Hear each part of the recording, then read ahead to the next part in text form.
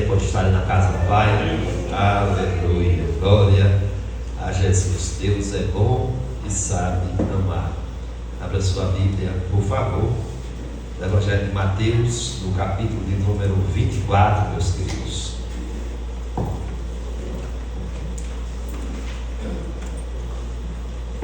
Evangelho de Mateus, capítulo de número 24.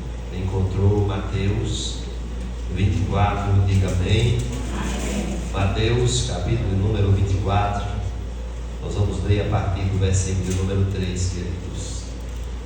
Capítulo de número 24, a partir do versículo de número 3, vamos ler do 3 até o versículo 14. É um texto longo, porém um texto necessário à compreensão da palavra.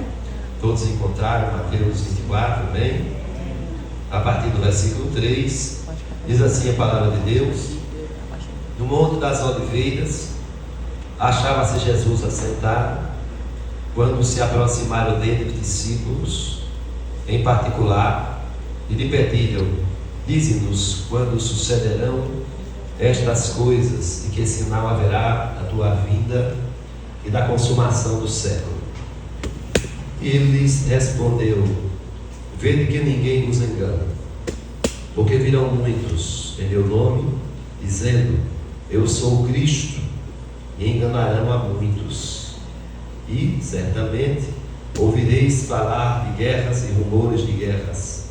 Vede, não vos assusteis, porque é necessário assim acontecer, mas ainda não é o fim.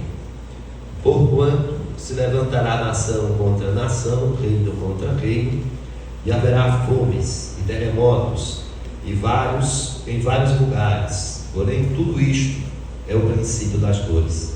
Então sereis atribulados e vos matarão, sereis odiados de todas as nações por causa do meu nome. Neste tempo, muitos hão de se escandalizar, trair e odiar uns aos outros. Levantar-se-ão muitos falsos profetas e enganarão a muitos. E, por se multiplicar a iniquidade, o amor se esfriará de quase todos. Aquele, porém, que perseverar até o fim, esse será salvo. E será pregado este evangelho do reino por todo o mundo, para testemunho a todas as nações. Então virá o fim. Só até aí, meus queridos. Dê a sua atenção, por favor.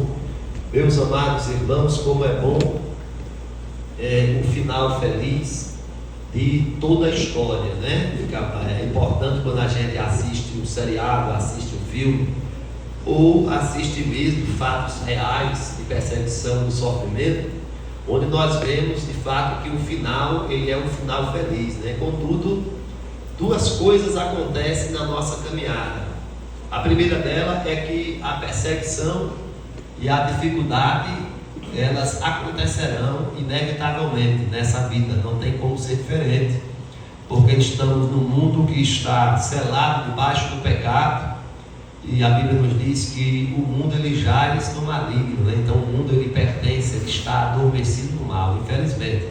Então a primeira realidade é essa, é que sempre nós teremos dificuldades, e inevitavelmente a perseguição ela virá. E a segunda verdade é que nem todos terão um final feliz, isso é fato, não é? Infelizmente nem todos terão um final feliz, e é sobre isso nessa noite que eu gostaria de falar. A nossa mensagem, ela tem como tema: a recompensa é o prêmio para os vencedores. Quantos querem ser vencedores aqui, Deus? Aleluia! Muito bem, meus amados, para a gente compreender essa mensagem é necessário a gente entender esse texto, em que momento ele foi escrito, né? E com qual finalidade. Esse texto é um texto escatológico. A escatologia, ela é a ciência que estuda os acontecimentos futuros. Então Jesus, antes da sua morte e partida, ele vem trazer aos seus discípulos aqui alguns esclarecimentos acerca das coisas futuras, o que haveria de ser, né? Então, nesse texto que nós lemos, ele divide a explicação de Jesus em várias situações. A primeira coisa que Jesus vai falar nesse texto é o início daquilo que antecede ao arrebatamento da igreja. O arrebatamento da igreja é algo real, irá acontecer, ainda que muitos não acreditem, ainda que muitos já tenham desesperançado dela, mas ele irá acontecer. Jesus vai falar aqui que haverá algo que os discípulos precisavam notar. Ele vai falar aqui que haverá rumores de guerras, haverá guerras, terremotos, haverá fome, né? Haverá pessoas que se levantarão de maneira má, alguns que apostatarão da fé, outros que terão o amor esfriado. Observe que o amor ele não morre, porque o amor ele é Deus.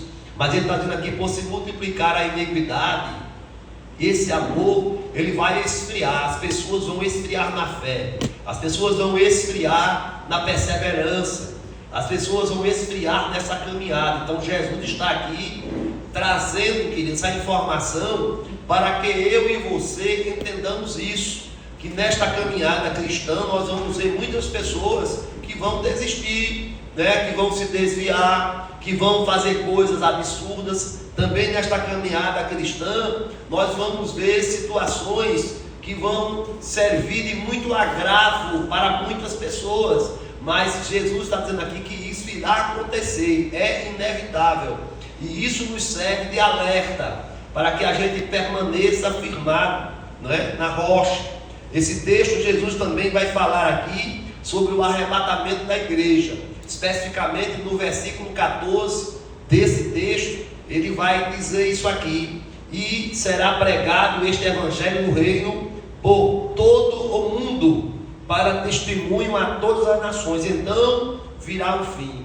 Mas esse fim que ele se refere ainda não é o julgamento final, mas é o fim da primeira etapa, onde após se vivenciar todas essas coisas, vem o arrebatamento da igreja, onde a igreja do Senhor Jesus será levada aos céus, e agora vai se instalar uma terceira fase, onde ele vai falar aqui nesse texto, que é a grande tribulação, onde ele vai dizer a partir do versículo 15 desse texto, onde a grande tribulação ela se instala, né, para aqueles que ficarem, do versículo 15 ao versículo 29, você vai ler isso em casa, e ele vai falar o que há de se suceder. Ele vai dizer que a abominação vai chegar. Ele vai dizer, queridos, que ai das mulheres grávidas, ai das que amamentam, ai daqueles que estiverem em cima do eirado, do telhado, que não desçam de lá, ai daqueles que estiverem nos montes, que não desçam para vir, porque a perseguição irá se instalar de maneira terrível. E o texto vai dizer que é uma tribulação como nunca se vivenciou e nunca se vivenciar. Então ele está a dizer aos seus discípulos que há uma história que ele narrou aqui, que é o momento antes do arrebatamento da igreja, que é o momento que nós estamos vivenciando e vamos vivenciar, que é o momento onde a igreja será levada para as mansões celestiais. E quando a igreja for levada aqui na terra, o caos se instalará, queridos, porque agora o momento é outro, o momento da misericórdia, onde Deus se utilizou de maneira escancarada. Não que ela não vai existir, mas a atuação do Espírito Santo será menor, porque o papel do Espírito Santo é guardar a igreja enquanto ela estiver aqui na terra. Uma vez que essa igreja foi arrebatada da terra, o Espírito Santo cessará esta atuação, não é? Ele não será retirado da terra, contudo cessará a sua atuação. E Jesus vai falar aqui nesse texto do capítulo 24, e por fim ele vai falar sobre a sua vinda. Lá no versículo 30 desse texto, ele vai falar claramente aqui: então aparecerá no céu o sinal do Filho do Homem,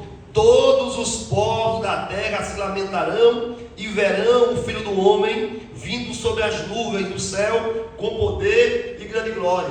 Então aquele Jesus, o servo sofredor, que veio no início, estendendo a mão, com a palavra suave, sendo afável e receptivo, agora ele não virá mais como um servo sofredor, e sim como o Rei da Glória, como aquele que recebeu todo o poder na terra, no céu e debaixo da terra, como aquele que há de vir julgar a todos, vivos e mortos. E Jesus vai dando aos seus discípulos o que há de acontecer, para que nós, hoje, como discípulos dele, venhamos também estar atentos a isso, e venhamos encontrar o sentido, a razão da nossa existência.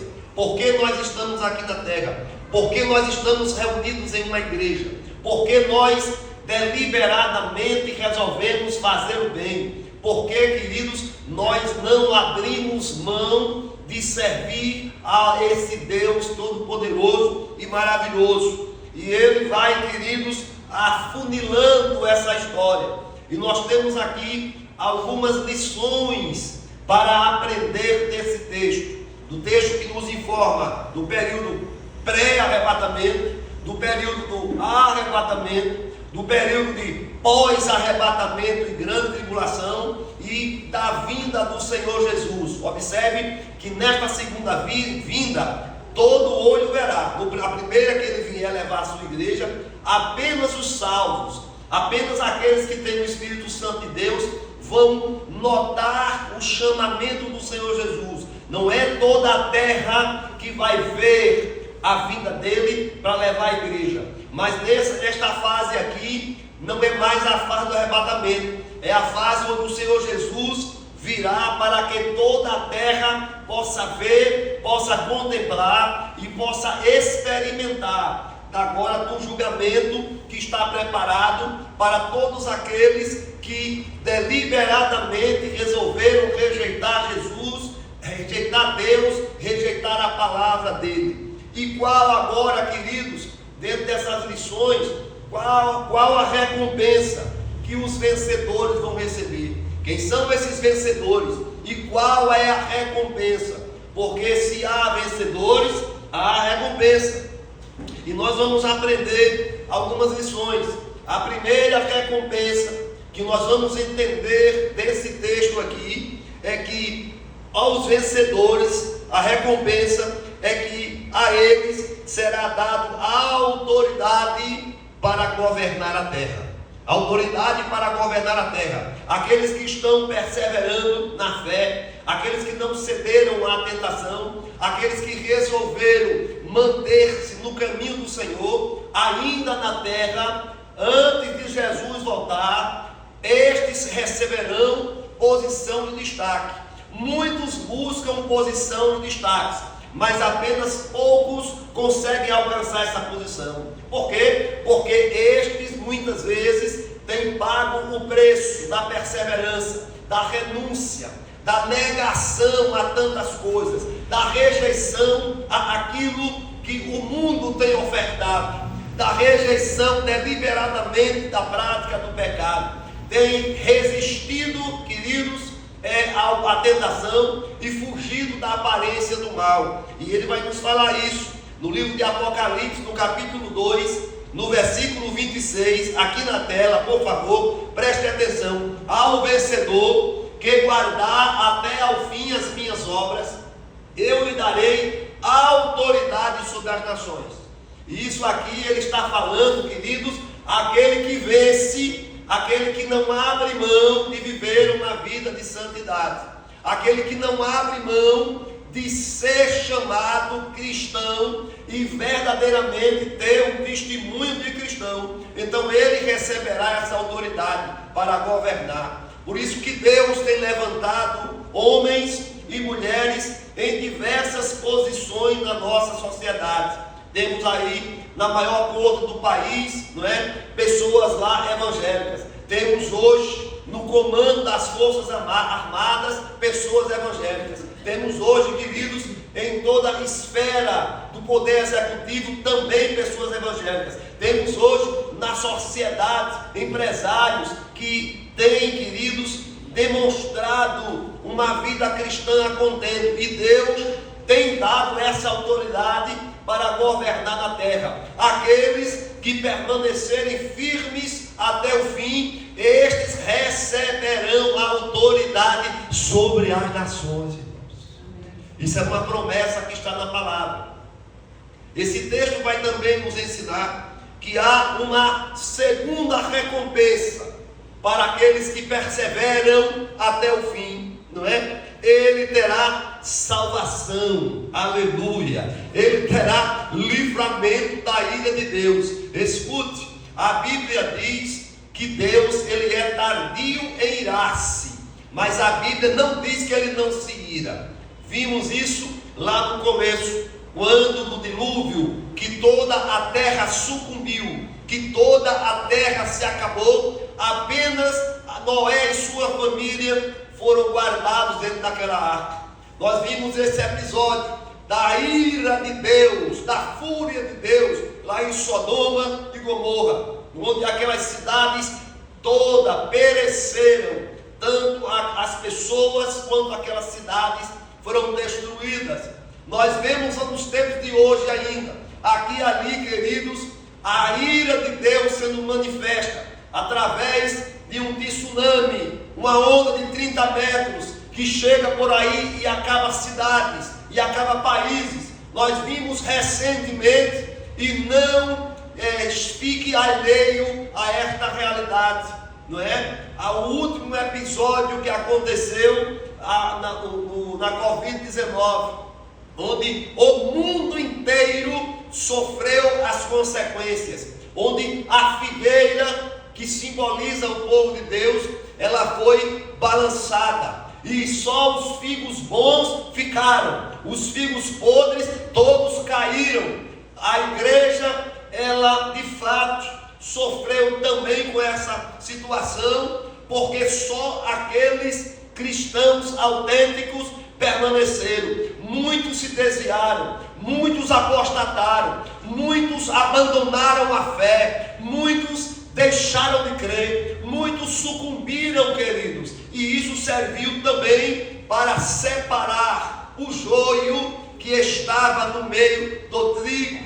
Então, queridos, aqueles que perseveraram, os vencedores, eles sim encontrarão a salvação e o livramento desta ira de Deus que virá sobre a humanidade. Paulo, escrevendo aos Tessalonicenses, na primeira carta aos Tessalonicenses, no capítulo 5, no versículo 9, olha o que é que ele vai nos dizer, presta atenção: porque Deus não nos destinou para a ira. A quem Paulo estava falando? A igreja de Tessalônica. Então ele estava falando aos crentes, ele estava dizendo: aqueles que são crentes em Cristo Jesus. Quem é crente em Cristo Jesus? Amém. Aqueles que perseverarem. Quem tem perseverado aqui até hoje? Aqueles que servirem ao Senhor. Deus não destinou para a ira, mas para alcançar a salvação mediante nosso Senhor Jesus Cristo. E o arrebatamento da igreja, queridos, é uma forma, é uma maneira de Deus poupar o seu povo da ira vindoura. Quantos querem louvar ao Senhor e agradecer por isso? Comece a adorar esse Deus maravilhoso. Diga: obrigado, meu Senhor, porque eu faço parte da tua igreja. Diga: obrigado, meu Deus, porque eu não fui feito para a tua ira. Aleluia. O que perseverar até o fim será livre da ira vindoura. E essa ira, queridos, é uma realidade. Haverão tempos terríveis, sem igual, onde muitos irão enfrentar essa ira aqui durante o período da grande tribulação, irmãos. Irmãos, esse texto vai nos ensinar uma terceira recompensa para aqueles que forem vencedores, porque só o vencedor tem direito de levar o prêmio, não é? E esse texto nos ensina que os vencedores terão o privilégio de estarem com Cristo. Aleluia. Diga ao teu irmão, isso aí é para você. Diga, e para mim também. É verdade. Isso é um privilégio. O privilégio de estar com o Senhor. O privilégio de ter esse Senhor que vem pessoalmente. Ele se encarrega de buscar a sua igreja. João 14:3. Olha o que é que o Senhor Jesus vai nos dizer. E quando eu for e vos preparar lugar, ele está dizendo assim: eu vou, haverá um tempo que eu irei para o Pai, e eu vou preparar lugar. Depois disso, ele vai dizer aqui: e voltarei e vos receberei para mim mesmo. Ele está dizendo assim: eu não vou mandar um terceiro vir lhe buscar, eu não vou mandar um anjo vir lhe buscar, sou eu que venho buscar você para mim mesmo, para que onde eu estou estejais vós também. Eita, glória a Jesus, bendito é o nome do Senhor. É um privilégio da igreja de ter o próprio Cristo que vem buscá-la, para que possa estar com Ele nas mansões celestiais. E isso está reservado para os vencedores. E quem são os vencedores? Os que perseverarem até o fim. Foi o texto que nós lemos aqui nesse instante, 24 de Mateus, versículo 13. Aquele, porém, que perseverar até o fim, esse será salvo. Olhe para o seu irmão e diga assim: você precisa perseverar. Diga, você precisa resistir até o fim. Aleluia. Precisamos resistir até o fim, ainda que a adversidade chegue, ainda que a perseguição se instale, ainda que, queridos, muitas vezes não consigamos ter aquilo que nós queremos, ainda, meus amados, que o que nós pedimos ao Senhor não venha naquele momento, mas Ele está nos dizer que aquele que perseverar vai ter uma bênção muito maior, que é o próprio Cristo vindo buscá-lo, queridos.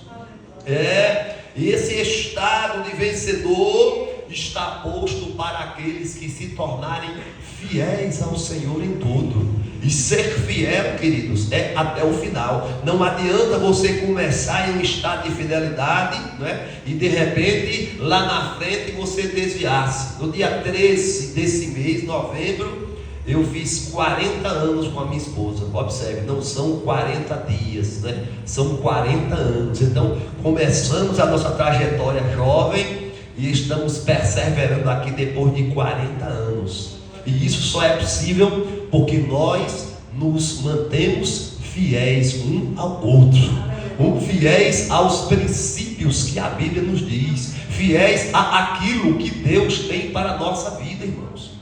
Entende? O que é que o Senhor Jesus nos ensina desse texto ainda, meus irmãos? Uma quarta recompensa para aqueles que vencerem, permanecerem firmes. Ele aqui promete uma vida eterna com Deus. Sim, porque nós sabemos que após a morte segue-se o juízo. Muita gente acha que quando morreu tudo acabou. Depois que eu morrer eu não quero nem saber. Engana-se, porque agora é que começa uma nova trajetória. E tenho dito isso sempre: até o cemitério as pessoas vão com ele, o levam, o acompanham, mas do cemitério para lá, agora é entre ele e o Senhor. Não tem como ninguém estar mais nesse meio aí. E aí, queridos, onde a coisa complica, porque após essa morte instala-se o juízo de Deus, e o Senhor nos afirma que agora iniciará a eternidade, onde essa eternidade pode ser com Cristo ou sem Cristo. Você pode viver uma vida toda sem Cristo, mas você não pode viver uma eternidade sem Cristo, porque viver uma eternidade sem Cristo é viver uma eternidade de sofrimento, uma eternidade de destruição, uma eternidade de condenação. E aqueles que vencerem, só os que vencerem vão entrar para essa eternidade com Deus. Ainda que aqueles que não vençam vão entrar para uma eternidade sem Deus. E aí é onde está o problema. Apocalipse 21, versículos 3 e 4. Olha o que o Senhor vai nos dizer aqui, queridos. Então ouvi grande voz vinda do trono, dizendo: eis o tabernáculo de Deus com os homens. Ele está dizendo assim: há um tabernáculo, há um local de adoração, há um grande templo, há um lugar onde a presença de Deus ela é real. E agora ele contemplou esse tabernáculo de Deus com os homens. E ele vai dizer: Deus habitará com eles. Com quem? Com os homens que foram vencedores. E ele vai nos dizer mais: eles serão povos de Deus. Quem é povo de Deus aqui? Glorifique o nome do Senhor. Eles serão povo de Deus. E Deus mesmo estará com ele. Deus vai estar com estes. Sabe aquela face que você vê pintada nos quadros, vê retratada em figuras? Tudo aquilo ali é criação da mente humana, porque a Bíblia nos diz que nós o veremos verdadeiramente como Ele é. Agora chegou o momento de estarmos com Deus. Volta lá, por favor, aí do 3. Eles serão povos de Deus e Deus mesmo estará com eles. Se Deus vai estar com os homens, com aqueles que permaneceram fiéis, nós vamos ter acesso ao Pai. Diga ao seu irmão: você vai conhecer o seu Pai pessoalmente. Aleluia. Você vai conhecer o seu Pai. Será um grande dia, será um dia de glória, será um dia de alegria, será um dia onde os santos estarão celebrando a presença desse Deus. E o versículo 4, ele diz: e lhes enxugará dos olhos toda a lágrima. Sabe o que ele está dizendo com isso? Sabe a dor e o sofrimento que você viveu? Sabe a dor e o sofrimento nesta terra que você enfrentou? Sabe a tristeza que você viveu nessa terra? Não haverá mais dores, não haverá mais tristeza, não haverá mais choro, não haverá mais sofrimento, porque Deus enxugará as lágrimas dos nossos olhos. Sabe o que ele está dizendo com isso? É que o sentimento que vai nos tomar de alegria é tão grande, é tamanho, irmãos, que a gente não vai lembrar nem de nada de sofrimento, porque a alegria estará dentro de nós. Aí ele vai dizer: e a morte já não existirá, já não haverá luto, nem pranto, nem dor, porque as primeiras coisas já passaram. Sabe o que ele está dizendo? Deus fez novas todas as coisas na sua vida. De agora por diante, chega de sofrimento, porque Deus instalou o seu governo. Eita glória! Agora, queridos, não há mais sofrimento. E o que é que nós aprendemos com isso? É que por mais que a dor ela venha, a tribulação, a necessidade, a perseguição, nada disso, exatamente nada, há de se comparar com a glória que está prometida para aqueles que permanecerem fiéis. Cadê os fiéis do Senhor? Comece a adorar a Ele, chame a atenção dEle nessa noite. Diga a Ele que você vai suportar até o fim. Diga a Ele: a prova está doendo, Senhor, mas eu vou suportar até o fim. Diga: a prova está doendo, Senhor, mas eu vencerei a adversidade. Aleluia. Ainda há tempo de quem quiser se firmar nessa fidelidade. Sim, há um dito popular que fala assim, irmãos: enquanto a vida, olha como vocês sabem, enquanto a vida, há esperança. Enquanto estivermos nesta vida, há esperança de nós conseguirmos, dentro daquilo que Deus tem prometido, a bênção, queridos, reservada para cada um de nós.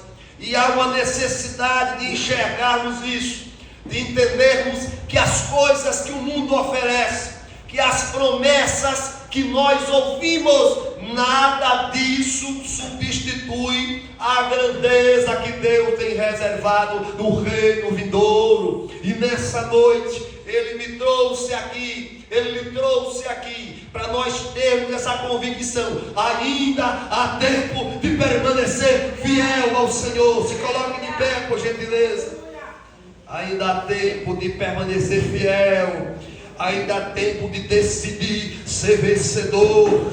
Ainda há tempo, queridos, de permanecer firme na presença do Senhor. Mas, pastor, tem coisas que às vezes eu não suporto.